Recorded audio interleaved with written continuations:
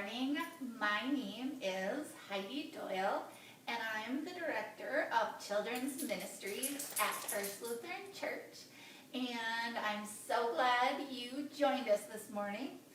This is Sunday School for October 4th, 2020. And today we are talking about rejection. So, my challenge for you, if you choose to accept it, is to grab 2 Band-Aids. And what I want you to do is on the Band-Aids with a permanent marker is draw a sad face on it. All right? That is your challenge for this morning. The story is Rejection in the Vineyard, and it is found in Matthew 21, verses 33 through 46. So you can get your Bibles out and look that verse up. Today's story is from the Gospel of Matthew, and it is about rejection, and God's never-ending love for us. So, I have a question for you. Have you been physically hurt this week? I'm so sorry if that happened to you. And another one is, have your feelings been hurt this past week? As we are in the month of October, we've started back to school and we're learning in new ways. And when things are new and people aren't used to doing things that way, sometimes our feelings get hurt, and sometimes we get frustrated, and sometimes we hurt others.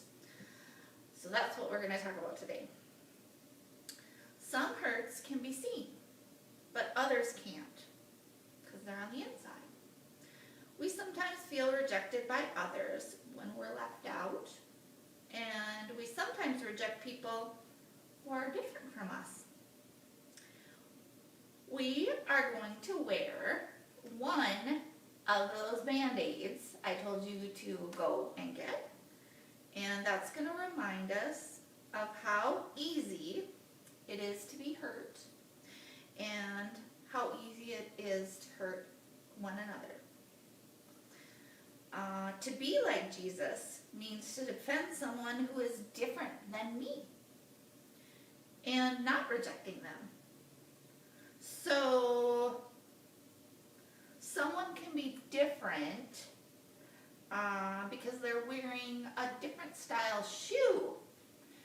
And something I can think about when I think about wearing a different kind of shoe is I work at a title company and I work at the front desk, and there was a closing and there were 3 sweet little girls, and those little girls were waiting for their parents to buy the house and close on the deal, and they were sitting with me in the waiting room.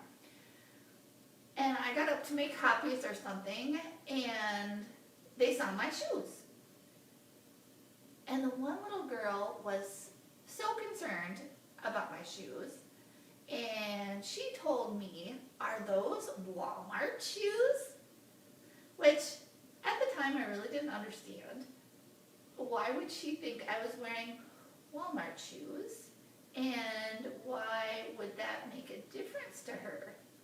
So we talked about it, and I think that she may have noticed the difference because some people don't buy their shoes at Walmart, and some people do.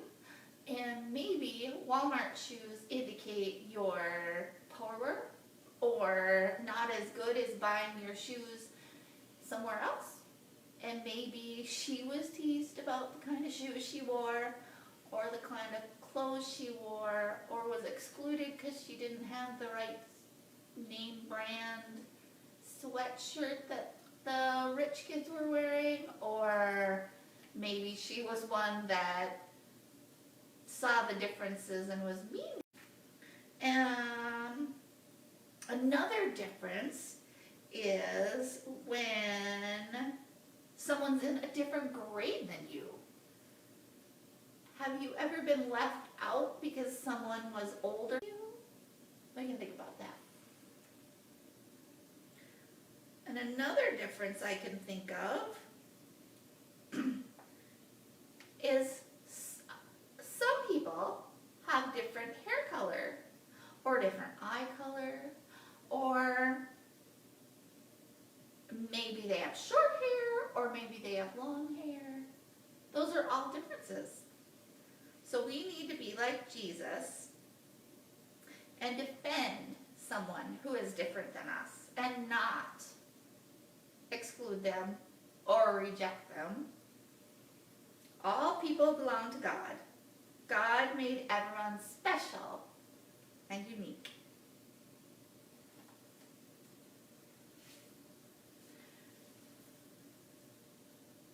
And I want you to look around my room and see if there's something that would indicate you rejection.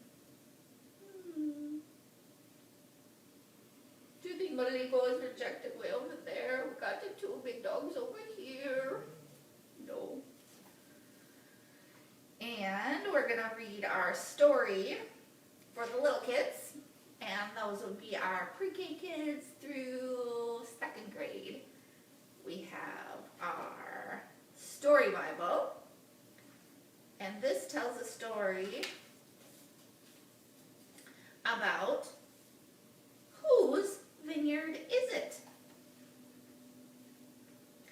And the picture, I will explain it, is Jesus talking in the temple, and the leaders of the temple are watching and listening and hiding behind a pillar. And Jesus is talking to a crowd of people. Matthew 21:33-46. Many people wanted to listen to Jesus. They believed he was a prophet who shared important messages from God. Jesus told stories called parables that were about everyday people, places, and things. Parables helped people understand God's message. Jesus' parables were about things like farmers, seeds, families, and vineyards. Lots of stories about vineyards. What stories do you like to tell? We'll think about that. Many people love Jesus' parables, but the Pharisees did not. Sometimes the Pharisees worried that Jesus' parables were about them. I wonder what kind of parables Jesus would tell today.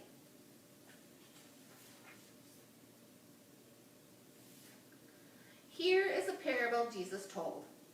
A vineyard owner rented his land to tenants who lived there and grew grapes. When the harvest time came, he wanted to collect the rent from his tenants. 2 times the owner sent messengers to collect his money. 2 times they told the tenants, "Give us the owner's money." "No!" the tenants yelled. "We want to keep all the money. We did all the work." 2 times the tenants hurt the messengers and chased them away. "Why did my tenants hurt my messengers?" the owner wondered. "This time, I'll send my son because he's important to me. They will listen." The son hurried to the vineyard. The workers were so angry, they killed the son. The Pharisees are like the workers, Jesus said, "My Father sent me for the world, but the Pharisees think the world belongs to them. They will want to hurt me, God's Son." The Pharisees looked around nervously. Now they knew Jesus was talking about them. If the world is the vineyard, and we are the tenants, or are we the tenants? Are we the owner? Are we the messengers? Or are we all of them? That's something to think about.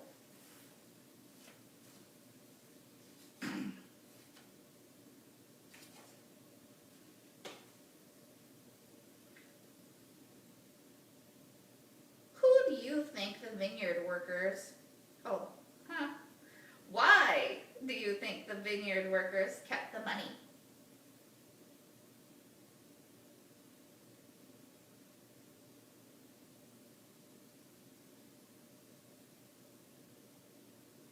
Because they thought it was theirs, but they didn't own it, they just rented it. Who did the vineyard owner send to collect his money?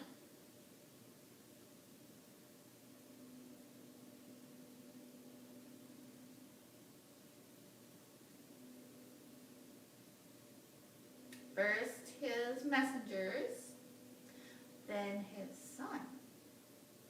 How do you think the vineyard owner felt?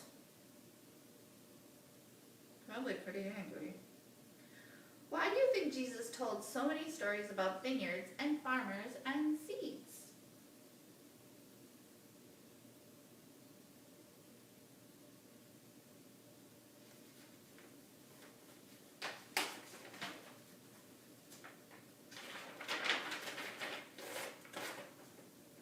Jesus tells a story to the Pharisees, a religious group in Bible times. In the story, a vineyard owner sends his son to collect money from the vineyard workers. The vineyard workers kill the son and keep the money. Jesus tells us that he came to save all people, even the people the Pharisees don't like. People don't need to worry that Jesus will leave them out. Jesus came for everyone. What are some ways to be a good friend when someone is left out of a group? Have you ever done that? I hope so. And I hope you get an opportunity to do that if you haven't. So, now we're going to take out the Big Kid Bible. And this one is for our 3rd and 4th graders and our 5th graders, because we are getting better at reading at this point. So we get the Big Bible.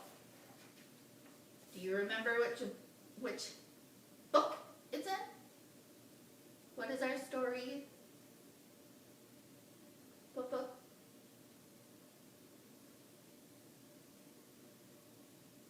First one in the Gospels?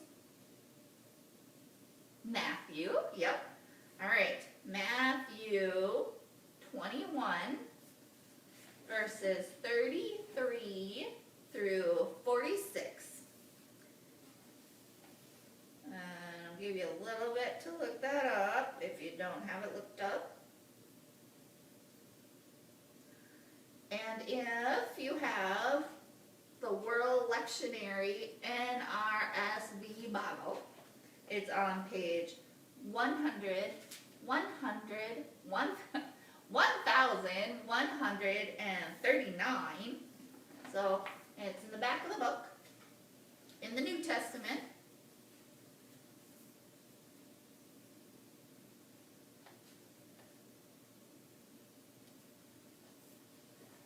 Are you ready to find it? The parable of the wicked tenants. Ooh, that's kind of a October-y, Halloween-y title to a parable. Listen to another parable. There was a landowner who planted a vineyard, put a fence around it, dug a wine press in it, and built a watchtower. released it to tenants and went to another country. When the harvest time had come, he sent his slaves to the tenants to collect his produce. But the tenants seized his slaves and beat one, killed another, and stoned another. They threw rocks at him. Again, he sent other slaves, more than the first, and they treated them in the same way. Finally, he sent his son to them, saying, "They will respect my son." But when the tenants saw the son, they said to themselves, "This is the heir. Come, let's kill him and get his inheritance." So they seized him, threw him out of the vineyard, and killed him. Now when the owner of the vineyard comes, what will he do to those tenants? They said to him, "He will put those wretches to a miserable death, and lease the vineyard to other tenants, who will give him the produce of the heart at harvest time." Jesus said to them, "Have you never read in the scriptures?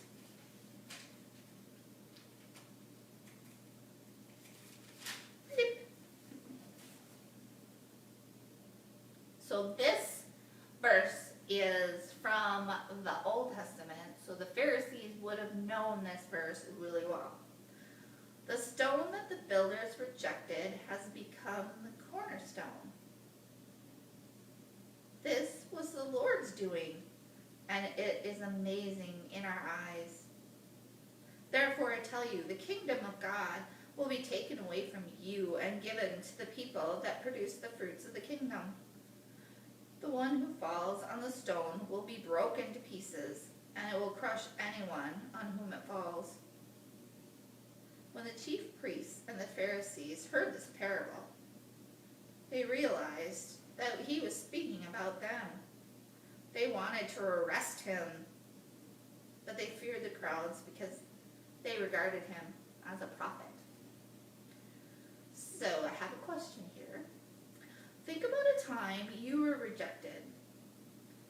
Maybe it was from a sports team or a music ensemble. Maybe it was a group of kids at school.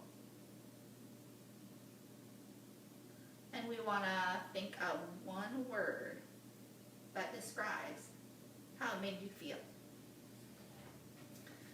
So, one time I remember was pretty traumatic for me that I was rejected was I was in elementary school and I was the new kid, and there were kids that were really good at catching the ball and throwing the ball and really good at running and sporty kids. I'm more of an inside crafter person, not real coordinated, and I really do think my head is a ball magnet. So every time a ball comes, it hits me in the head. And I didn't realize this at this point because I still was trying to be on teams and do sport things. And we were out at biad time, and we were playing kickball, and the teacher picks two team captains, and the way that worked when I was young, I think they just count off now so nobody gets traumatized by this, but this is what happened to me. So the team captains went through and they picked, and who do you think they picked first? They picked the boys that were really good at kickball because they wanted to win. And so they picked and kept picking, and then you're left over with me.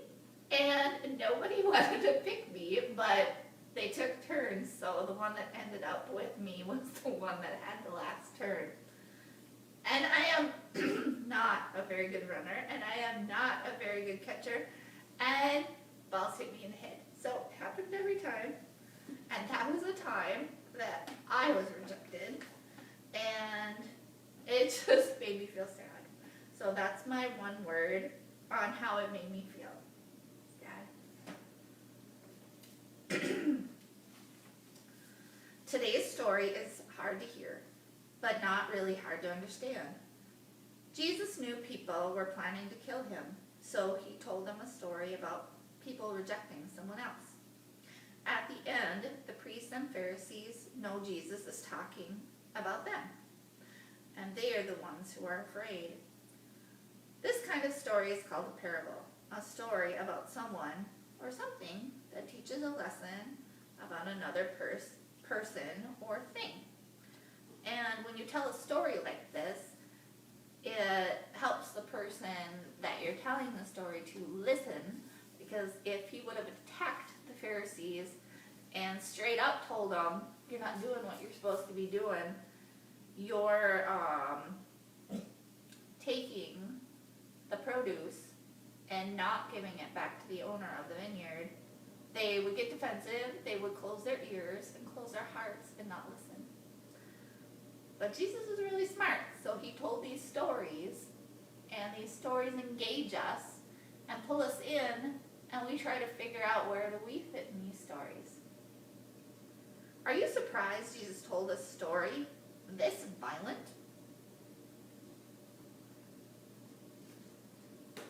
Why would you think that? Why would you be surprised? Or not? Why wouldn't you be surprised? How do you think the chief priests and Pharisees felt about Jesus' stories?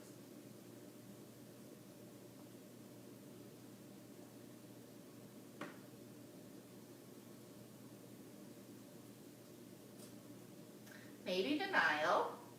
Say, oh no, we're not doing anything wrong. Or scared because they knew they were doing something wrong. Never know. The cornerstone is the most important piece in a building. Who is the cornerstone in the parable? Jesus. So in our church, we have a huge cornerstone. And I want you, if you get a chance, if you're driving by the church, to look at it, and it's a pretty big stone. And I'll tell you where it is. So, by the red doors, so those are the doors that are closest to Paul and Babe. So they're the ones facing Paul and Babe. And closer to the street, so in between the red doors and the stained glass window, where there used to be steps, but there's not steps anymore, and there used to be doors there, but there's not doors anymore, is a cornerstone, and there's something carved into that stone, and I want you to think about looking at it, and let me know what is carved into that stone. The tenants rejected the workers by hurting their bodies. What are some other ways we are hurt or rejected by people? When we're left out, when we're not picked for a team, when somebody is mean to us or laughs at us. Who can help when you feel rejected? Well, your mom and dad, grandma and grandpa, God, your teachers, me. I wonder what Jesus thinks when we reject others. I think it makes him sad. People in Jesus' time rejected him. How do we reject Jesus today?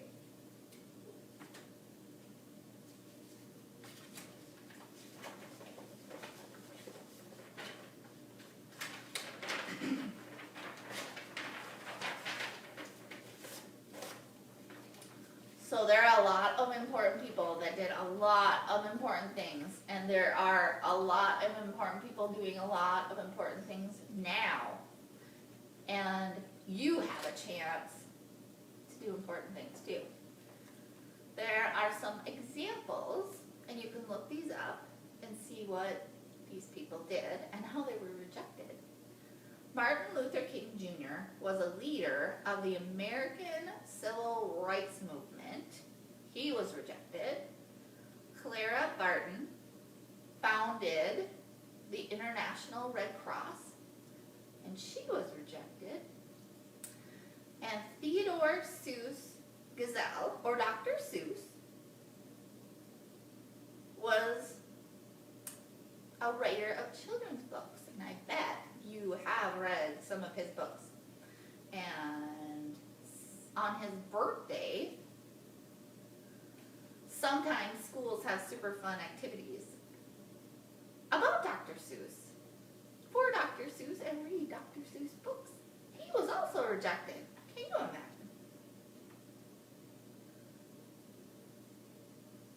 So their ideas were rejected, but they didn't give up.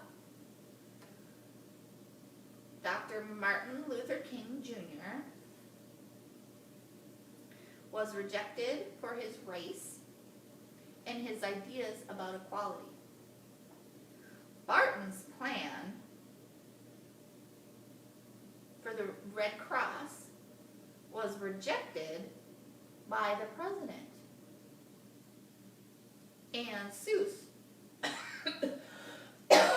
Dr. Seuss, was rejected by many publishers. Now, what are your dreams? I want you today to write about those dreams. And there's different ways we can write about those dreams. So, Dr. Martin Luther King Jr., he gave speeches. So I want you to write your dreams in the form of a speech. And for Clara Barton, I want you to write your dreams in the form of a plan.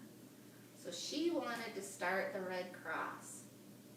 And the Red Cross helps a lot of people. It's a way to save lives, and it's a way to help people. So, write out your plan in an outline, or a plan to give the president on how we can do something better. And for Seuss, I want you to write about your dreams in a fun rhyme.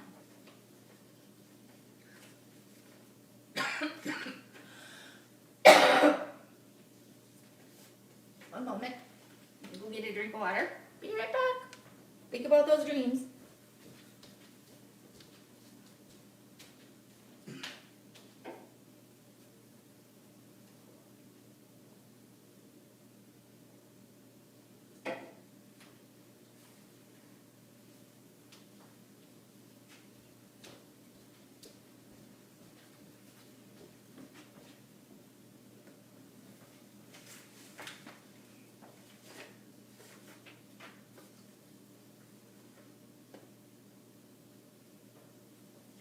What did we discover about people rejected by society?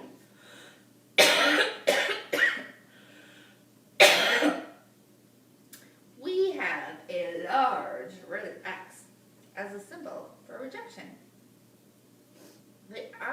The letter X was an ancient Greek symbol for Christ. Take comfort that when you're feeling rejected, Jesus knows what you're going through.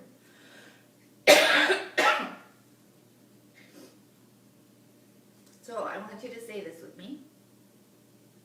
When we feel rejected, help us know we are important. All right, are you ready? When we feel rejected, help us know we are important. And now we're going to pray. God, as you were with Jesus when he was rejected, be with us when we feel excluded. Help us to know that we are always part of your family. Amen. Well, have a good week. See you next week. Love you guys. Bye.